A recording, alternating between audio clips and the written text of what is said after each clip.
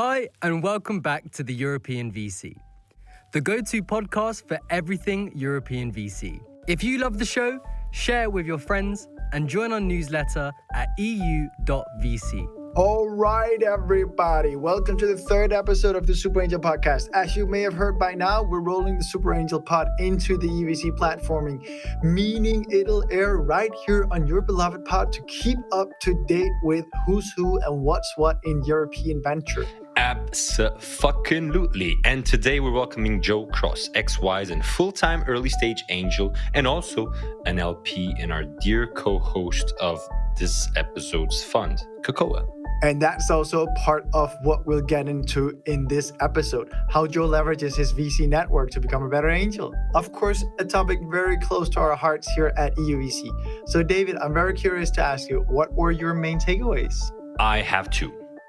First one being how founders know how to use their own investors. I think that's incredibly, it's such an interesting topic that many talk about, but I still think it's very under kind of developed. And I also think of it in our perspective of when we do our LP investments, it's really interesting. Some GPs know how to use this really well.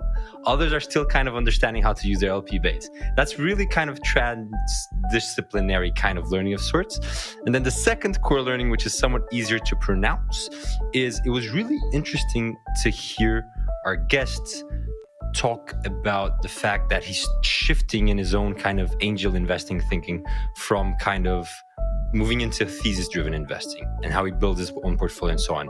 And this is someone we look up to quite a lot, Andreas, but it's also interesting to just hear this kind of continuous learning and improvement mindset. Super cool. And I will leave you all on the cliffhanger of Joe's investment thesis being good, big, and fast, and how he thinks about impact investing. So from now on, we'll just shut up and enjoy the show. As usual.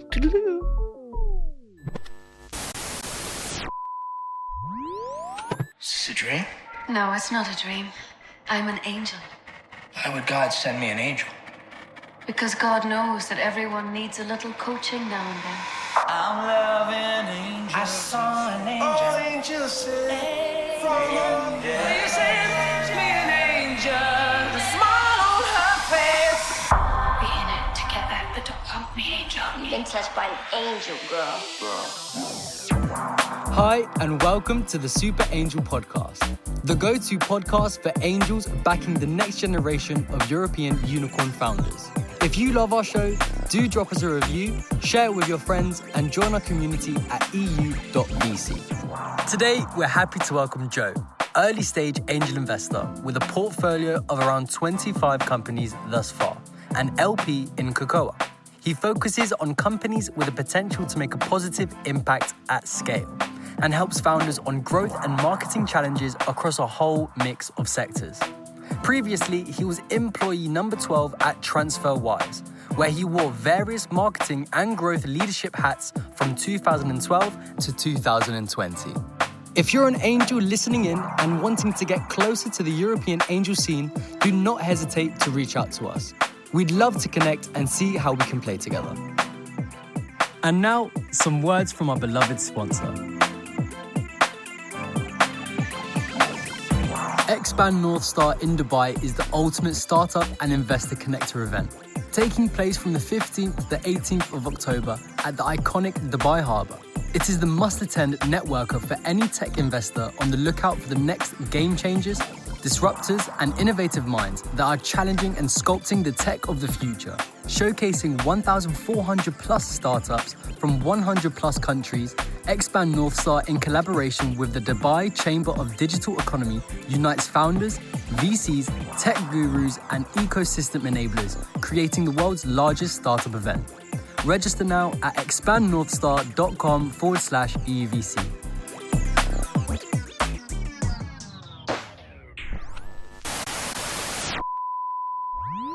Welcome to the SuperAngel podcast. Anthony and I are so excited to have you with us, Joe. Thank you. Thank you for having me. Excited too. Pretty pumped to have you in the pod, Joe. Thanks so much for joining. I truly believe you're one of the most brilliant marketing and brand minds in the tech scene. So very excited to get digging. That's too kind, but yeah, thanks for having me. So let's get started. Tell us a bit about your story and what brought you into angel investing.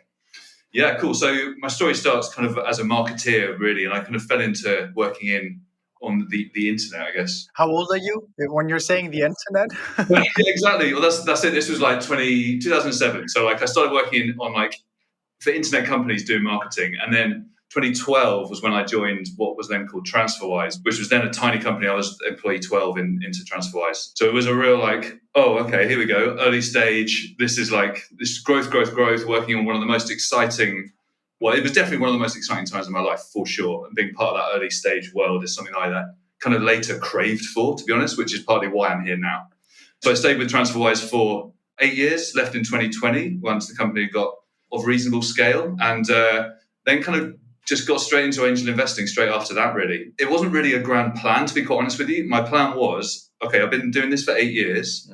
I need a bit of a break, but also I didn't want to just completely fester, and like remove any intellectual thinking from my life. So angel investing really plugged that gap quite immediately. And also I was pretty aware there was like a kind of moment in time where I was starting to get outreach from VCs and other people sort of saying, oh, hey, I see you left Wise. We'd love you to be like an advisor for our portfolios and that kind of thing. So there was, for example, Seed Camp asked me to be an expert in residence. And I was like, well, I can't say no to this. I need to just, these aren't things you can kick down the line. Essentially I could, but I didn't want to, so bang. So a few months later, I realized, okay, I'm doing this now.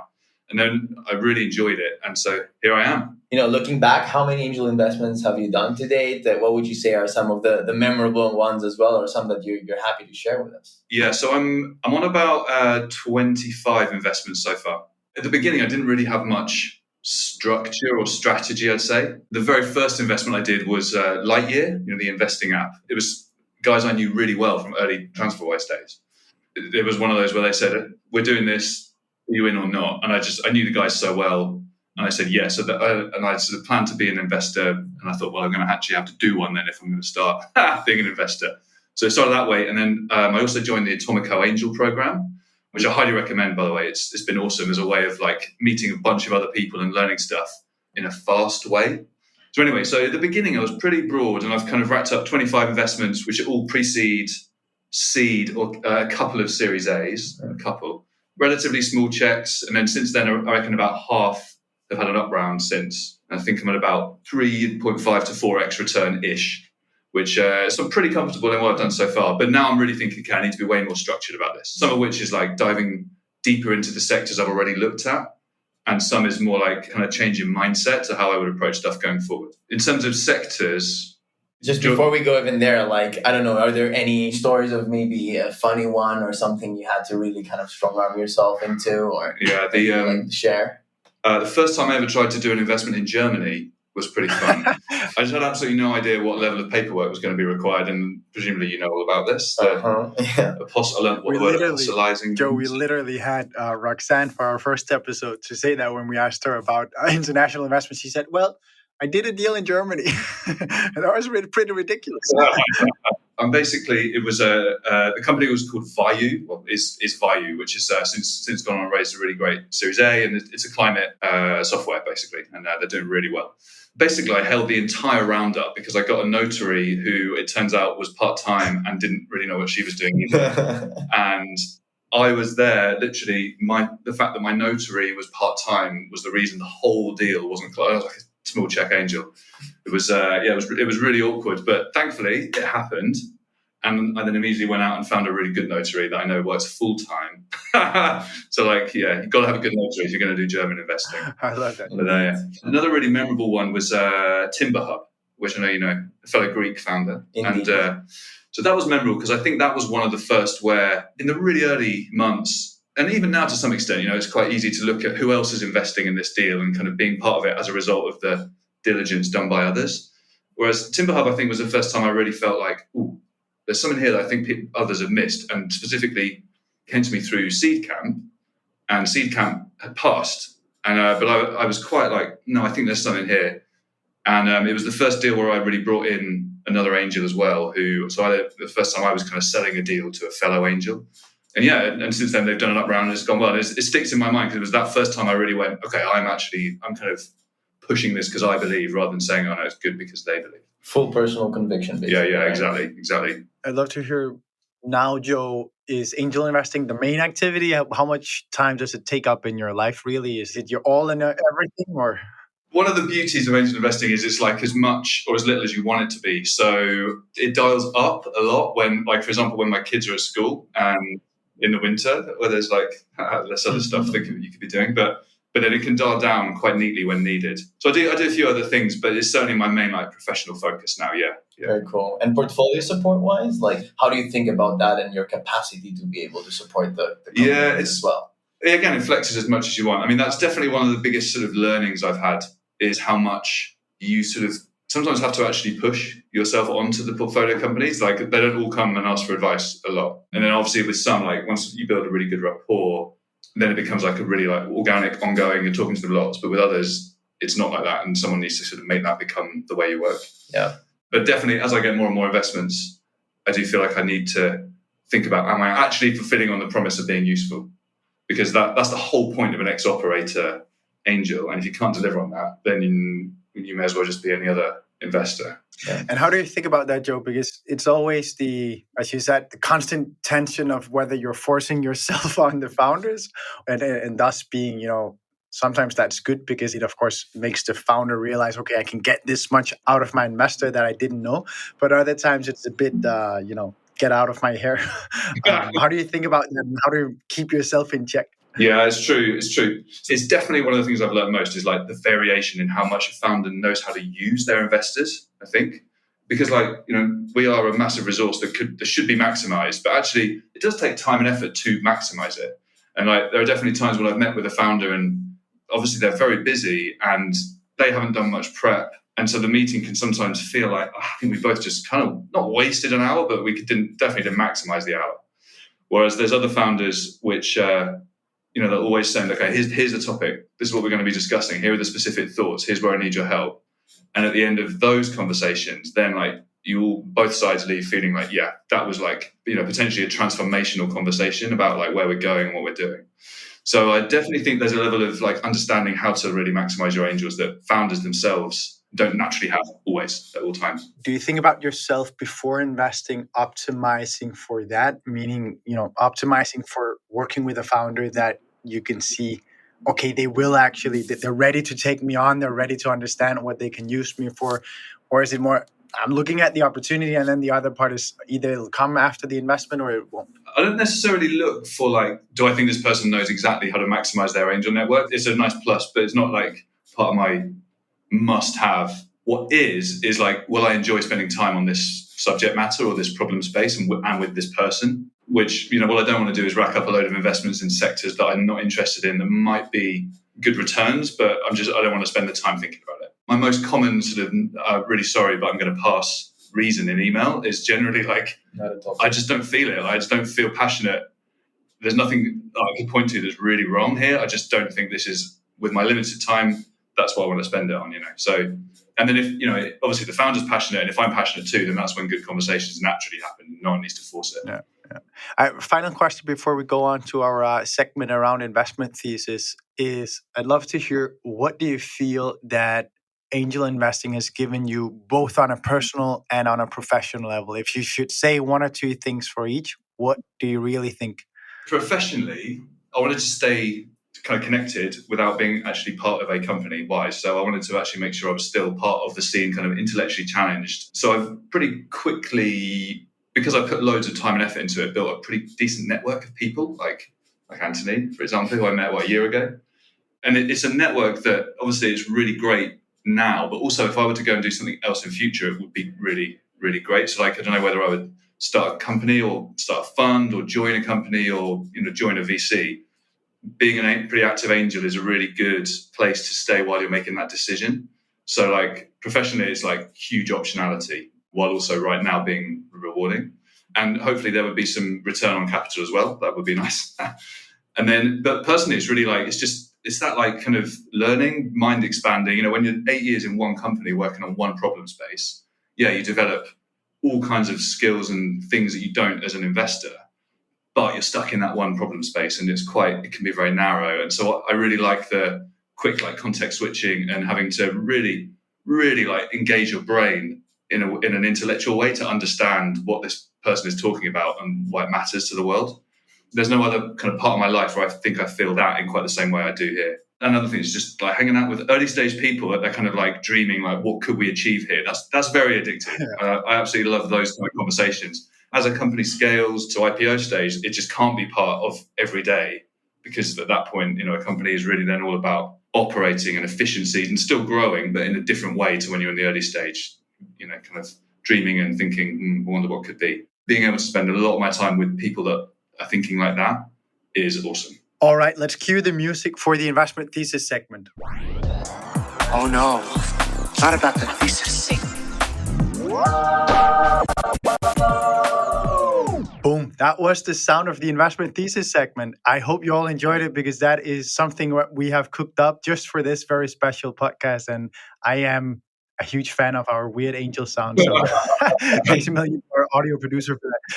So now I will ask you some questions about your investment thesis. And you were just about to start, embarking on that journey before. So tell me, if I asked you just to give me your investment thesis, what would you say? I would say that I'm something close to an impact investor, but not with a very hard line around it. So I like stuff to be impactful, but in a positive way, obviously, but I'm not quite as sort of religious about that as others. The way I think about it is, okay, there's three really, really basic words that I use, basically good, big, and fast, right? The most basic words. So I always start with a good one. So like, does the world really need this? If this scales to like 1 billion users, is that genuinely a positive step, yes or no? And it's actually normally a really easy question to ask, to be honest. Like, often someone's getting disrupted, but perhaps it's something that is broken and that the world shouldn't have, So there's always a sort of someone loses often when a disruptive tech comes along. But on balance, do I feel like this is good for the world? That's like a hard filter. And then the second is then around big size, scale. Is it a consumer product, which I think can genuinely hit 1 billion users? Or is it a B2B product, which is horizontal? Or is it in a huge vertical? The fast or kind of urgency, I think the more I invest, the more I realize that is so important. Like, even if it's the world's best idea, this execution speed is the fuel for everything. It's the whole concept of being a kind of a venture investable startup. The speed is there. And I think that really comes from the urgency of the founder, which often loops back, is the problem. Does the world need this problem solved? That in itself provides urgency. If I feel like those 3 boxes are ticked, then I'll go and have the call. And then after that, then it's about specific sectors and things. And the obsession, right? Like a founder that's obsessed. Like, exactly. Won't stop, can't stop. Like, actually, for really early stage stuff, I realized it's not that dissimilar to hiring early employees into a company. So I'd never done any investing before 2020. Certainly not angel investing or kind of VC style investing. But I'd done loads of interviewing with Wise as we were scaling up the team.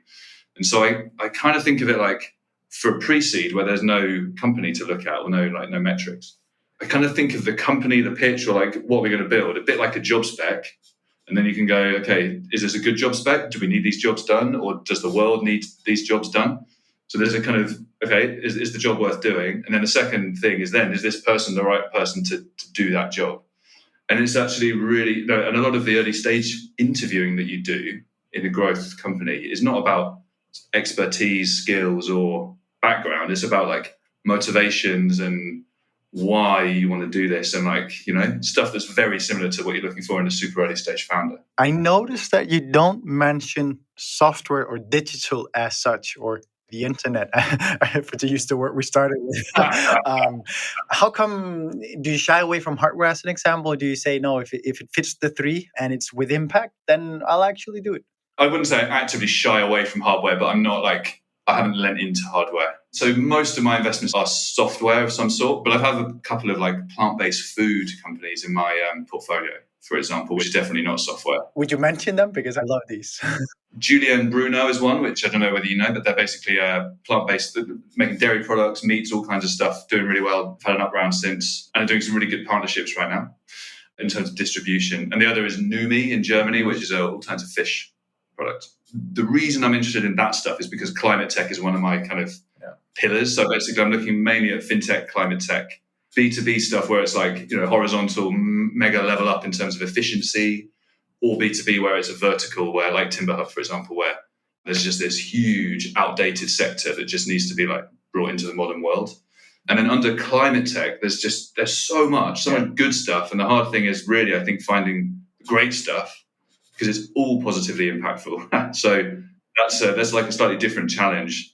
And then, there's stuff which is very specific, like Vayu, as I mentioned earlier, software to help companies reduce their carbon footprint. And then there's other products like plant-based food or Bonnet, which is an EV charging app, which I'm an investor in, which it's a useful consumer app, which also has a huge sustainability play. And so the plant-based food stuff came in through that angle.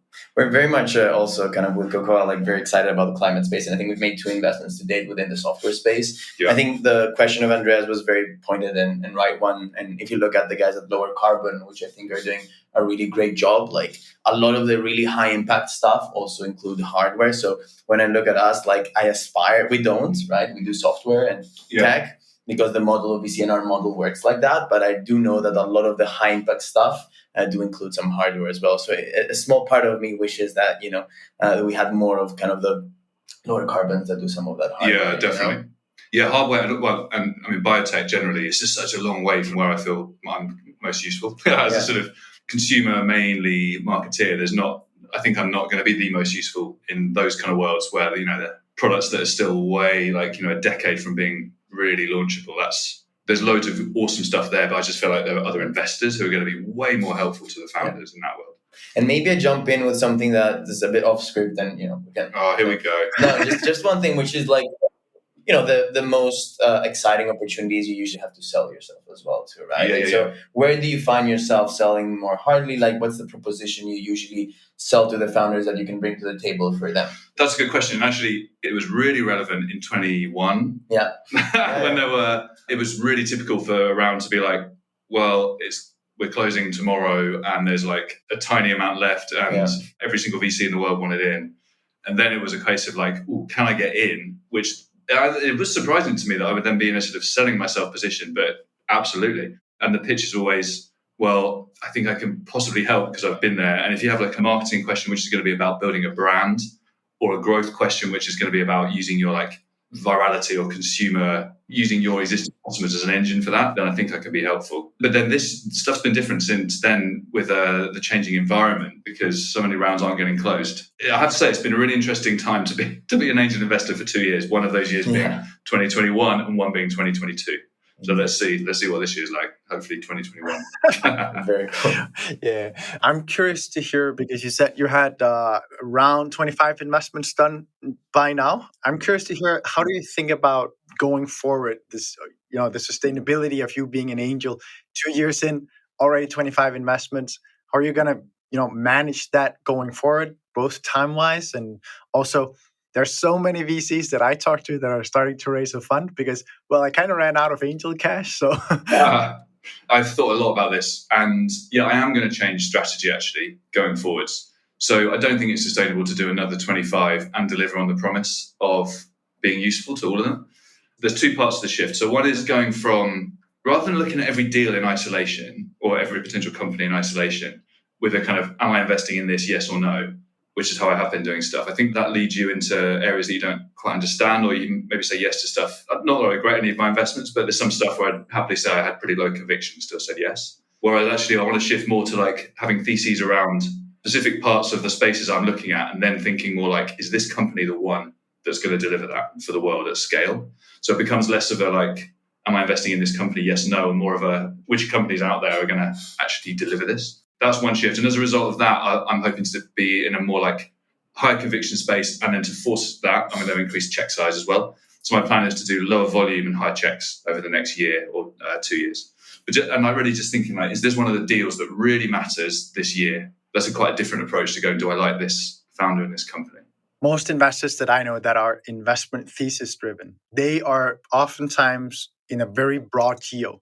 Because they, if you're looking for the one that is going to solve air conditioning and the problem with the overuse of resources on that in the future, you're not going to find the one that is going to win in Europe, or you're definitely not sure that the one that's going to win is going to be in Europe. So for that reason, very thesis-driven investors are oftentimes global or at least not very local. I'm curious to hear both your past track record and or your past investments. Have they been very local?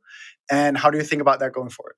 There's definitely a skew towards UK, Europe, but certainly not all. So I do have investment, and I'm really sort of open to anything globally, but it's just more like how can I build networks and friends in countries? It's obviously just easier to do it here. So I think, and the access to great companies and really interesting founders is a function of how much time you put into building a network. So there isn't a sort of way of saying I globally now want to suddenly meet everyone. It just doesn't seem to exist. So one area where I've been quite thesis driven actually is fintech. So emerging markets fintech, I think, is such a huge space, because I genuinely think a lot of the real 0 to 1 fintech in Europe and the US is done. And there are so many companies now which are, they're going to be useful, but they're sort of additive to the big change which has already happened. There's maybe a few bits left. So I'm not closed by any means to fintech in the developed world, but there's not that much left, I think. Whereas there's just so much in other markets where there's still that phase 1, 0 to 1 has to happen. So, for example, I'm investing in Clasher in Nigeria and Mono in Colombia, which are both good examples of especially Mono, perhaps, there wasn't a really good way to open a business bank account there was no way to open a business bank account online in Colombia. And you're like, okay, it's just the execution risk is the only risk. That there's no question that that's a product that is needed. So that's a good example where I think once I'm not it's not a super specific thesis, but it's a broad enough thesis to then help me filter through stuff on a global scale. But it's a thread as well, right? Because when you're a generalist, let's say, right, your reach is much more about your direct network and your localities, whereas when you're developing a thesis, per se, that can be the thread by which you develop your networks and your brands. Yeah. And so suddenly, you were known for having operated wise within fintech. People will seek out your expertise and your value add within the segment, no matter the geo, right? And so organically, basically, you can have further reach more easily because of your focus, I guess. Absolutely.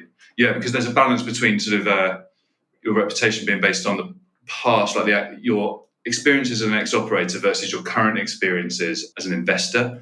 There are so many angels, so many potential sources of capital, but there are, I think, fewer people that would have that ex-operator focus. And so if you can match that first, I think that is exactly like you said, finding where that's most useful, and then eventually perhaps develop a investor reputation in that geo. But it's not something I'm feeling like I have to do. It's just a potential way. Of course. Yeah, things might pan out. It's super interesting. And you said something in this that I thought was very well said, because you said building deal flow is really building networks and how much effort you put into that. And I have to ask you, because, we're sitting here with Anthony from Cocoa VC, and me, myself, I'm a guy who is building LP syndicates, angel LP syndicates into venture funds off the thesis that it makes sense to be an LP in venture funds. But I'd love to hear you. What is your take on that? How do you work with VCs, or do you? Yeah, massively. I do work with VCs, and to be honest, it's pretty without any question the way I've sort of accessed the industry is through getting to know VCs and partners in VCs. And Anthony, for example, my favorite of all. I'll pay you later. Yeah. Okay. But for sure. And I think there's absolutely no way I could have made perhaps even all of the investments I've made if it wasn't through actively going out and getting to know VCs. And actually at Wise, I wasn't in any way sort of investor facing other than just casually by being part of the management team. I wasn't was never involved in fundraising. So I actually had pretty much no VC network apart from a couple that I'd known through Wise. But what I was really pleasantly surprised by was as an ex-operator, it was open arms as I wanted to go and meet people. And I can see why now, because actually there's a real two-way benefit. Potentially I can help VCs find companies, but also vice versa. I can help do diligence for a VC. That's a pretty common thing I get asked to do, actually. Or, we actually do the deal together, and then I'm sort of helpful as an angel. So there's a load of stuff that I think is very beneficial. So for anyone looking at I want to get into angel investing, if you're an ex-operator, just go for it. I was so pleasantly surprised by how open arms the VC world was. You out here learning more about them angels, are you?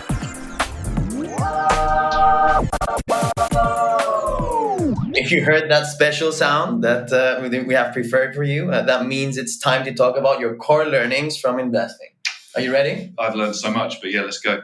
Okay, so if you had to share three core learnings with the audience, what would those be?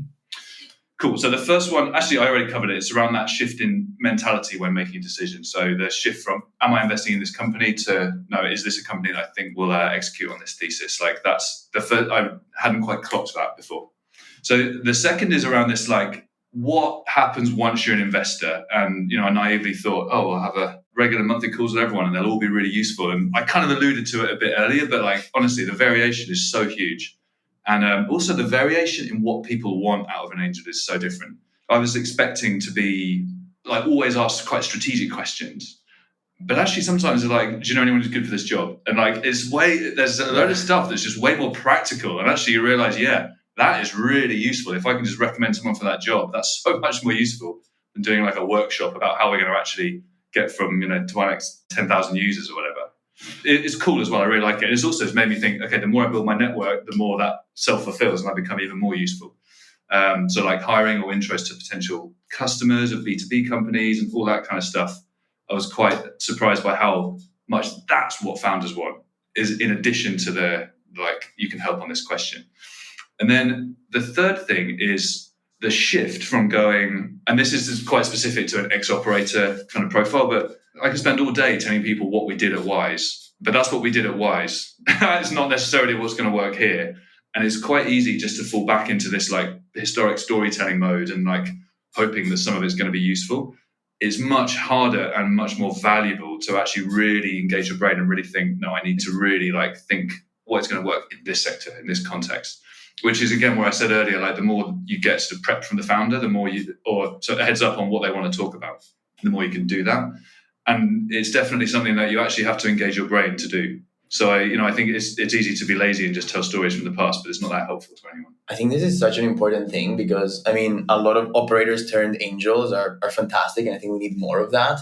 But what I have seen in general is like a lot of operators tend to project their experiences to other founders in very unique, let's say, circumstances, right? So have you found that a lot of the learnings you've had are generalizable and you can adapt them into different, or do you have any examples of that come to mind? Yeah, there's definitely some stuff where I've realized actually what I'm really doing is talking people through a framework.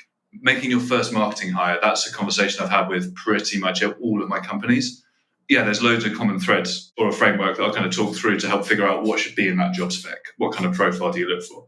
So that's one where it's very tangible, yeah. And there are plenty of other examples. Another learning is how easy it is to waste my time and founders' time. I'm so regretful of some of the calls I had in the early days. I just shouldn't have said, let's have a call. It was such a waste of time. I was never going to invest. And that person's lost an hour, possibly more because of prep. And it's just not cool.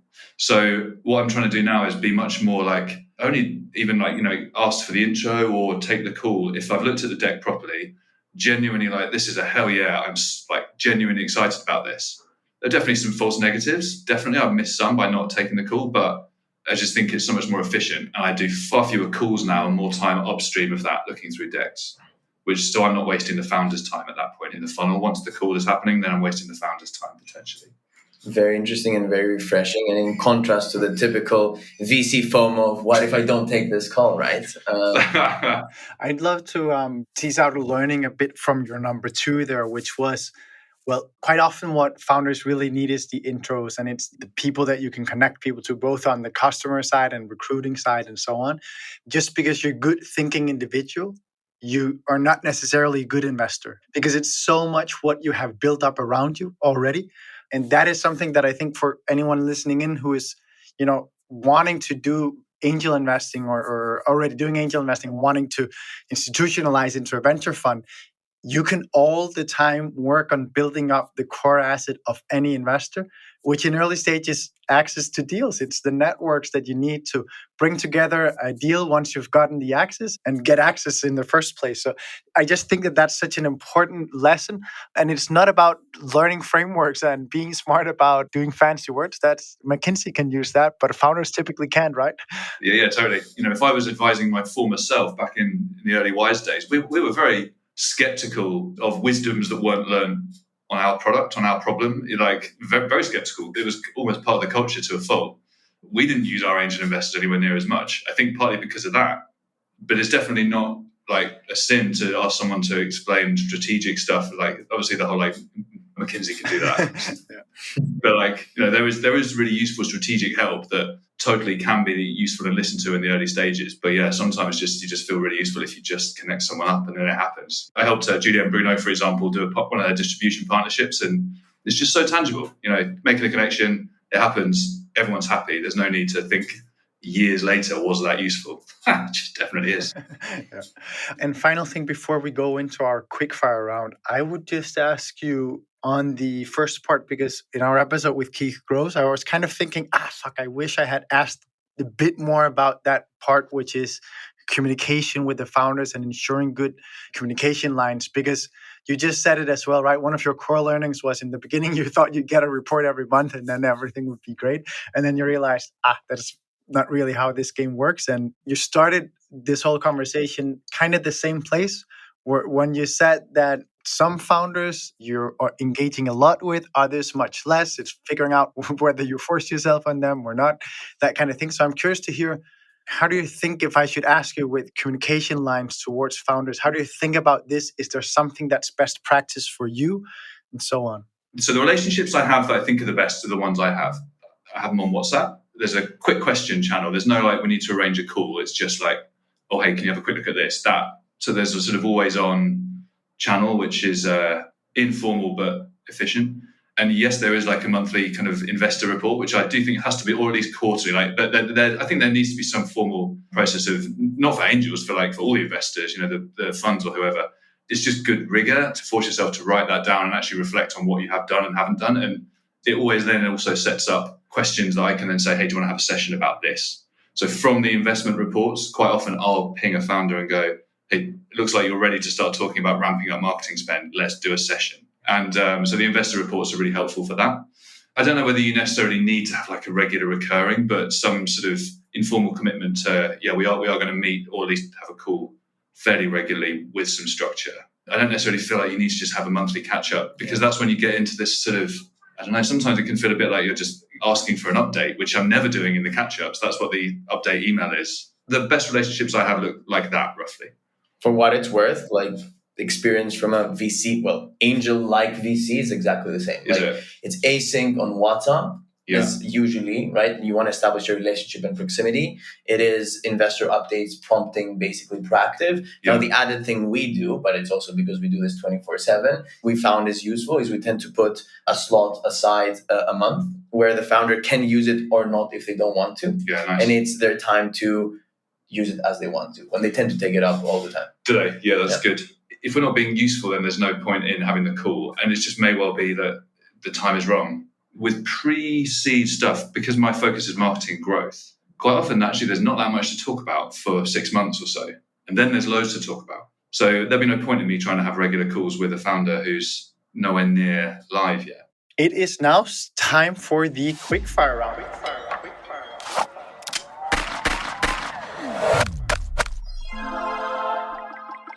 First question. What is the most counterintuitive thing you've learned since you started angel investing? Okay, this is a bit stupid, but being a VC, I think, is actually a really hard job. I used to look at the investors we had at Wise and sort of, it's hard to see. They always seem quite chill. Nice travel. Very hard working, I'm sure, but I never quite saw what the hard work looks like until I've just seen Anthony's calendar.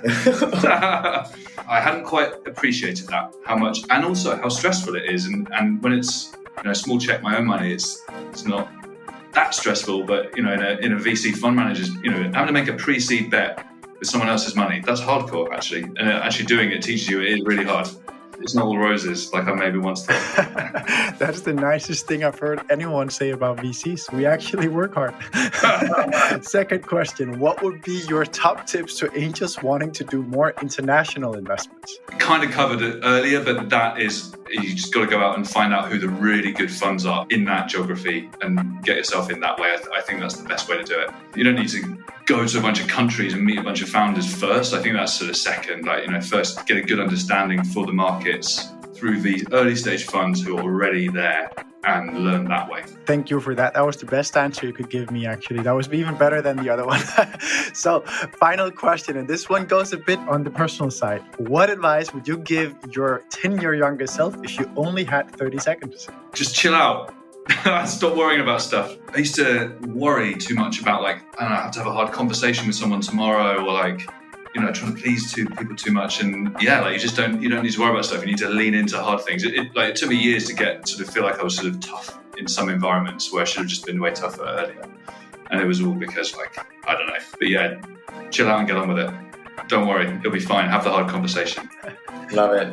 Well, I think the European tech ecosystem is lucky to have you. Can't wait for more co-investments together, of course. Definitely. Thanks very much for joining us, Joe. Absolute pleasure. Thanks for having me.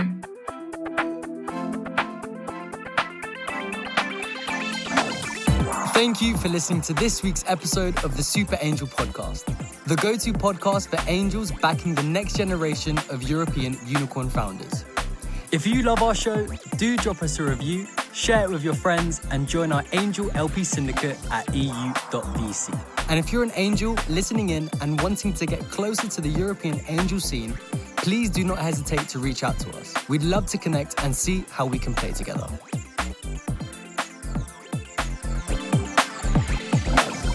Expand North Star in Dubai is the ultimate startup and investor connector event, taking place from the 15th to the 18th of October at the iconic Dubai Harbour.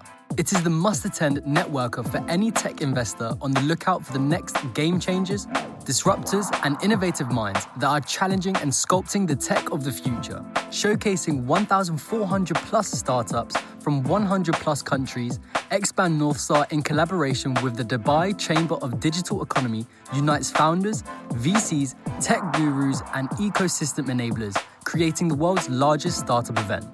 Register now at expandnorthstar.com/EUVC. Vaban from Qatar is the easiest way to launch and run your syndicate. Our end-to-end platform automates your back office so you can focus on the things that matter, supporting the next generation of entrepreneurs and building your network. Angel investors are the fuel to innovation, and we've created the Atom SPV to allow for more deals, more ownership, and less fees. Backed by Qatar, the leading fintech infrastructure company, will be with you all from fundraising to exit. Investors on our platform have raised over $2.5 billion in global investments for companies including Revolut, Bolt, and SpaceX. You've been touched by an angel, girl.